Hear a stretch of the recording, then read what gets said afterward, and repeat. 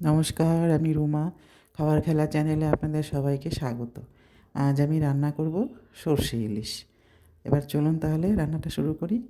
এবার কড়াইতে তেল দিয়ে তেল গরম করে ওর মধ্যে একটু নুন ছিটিয়ে দিয়েছি, যেটা আমি সবসময় করে থাকি। এবার একটু গরম হয়ে গেলে তার মধ্যে মাছগুলো দিয়ে দিব। মাছগুলো কিন্তু আমি আগেই ধুয়ে নুন হলুদ মেখে রেখে দিয়েছিলাম। এবারে একবারে তো মাছগুলো ভাজা যাবে না, মাছগুলো আমি দুবারে ভেজে তুলে নিব। আর মাছ ভাজা হতে হতে আমি ওদিকে মশলাটা রেডি করব। তার জন্য একটু নারকেল পেস্ট করে নিব, আর একটু সাদা কালো সর্ষে মিশিয়ে পরিমাণ মতো কাঁচা লঙ্কা দিয়ে পেস্ট করে রাখব। মাছগুলো কিন্তু বেশি ভাজবো না, হালকা করে ভেজে নিব। এই যে নারকেল পেস্ট,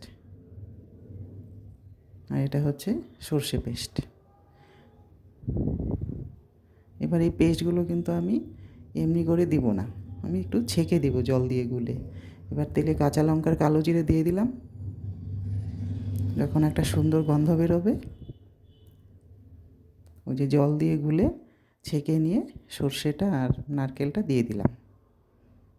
এবার ওই পাত্রটাতে একটু হলুদ আর সামান্য একটু গুঁড়ো লঙ্কা দিয়ে জল দিয়ে গুলে ওটাও কড়াইতে দিয়ে দিব।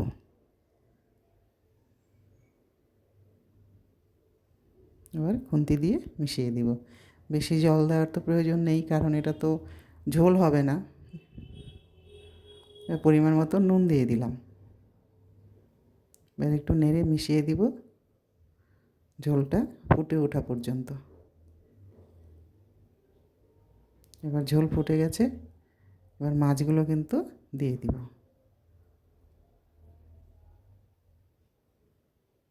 আর নারকেলটা ছেঁকে দিলে কী হয় বলুন তো, ওই সর্ষে আর নারকেলের ছিবড়াটা থেকে গেলে তাতে একটু অনেকের সমস্যা হয়। এবার যাদের সমস্যা নেই তারা না ছেঁকেও করে নিতে পারেন, কিন্তু ছেঁকে করলে বেশি ভালো হয়।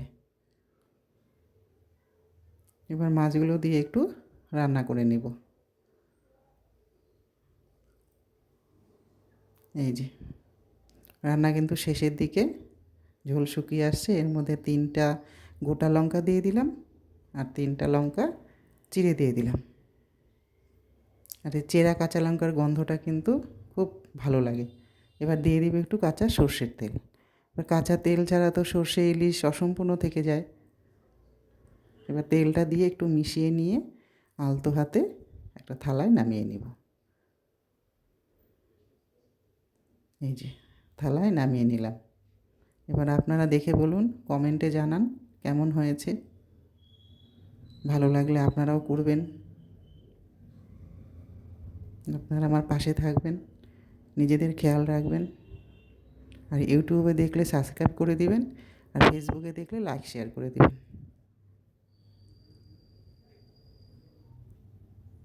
আমার ভিডিওটা এখানেই শেষ।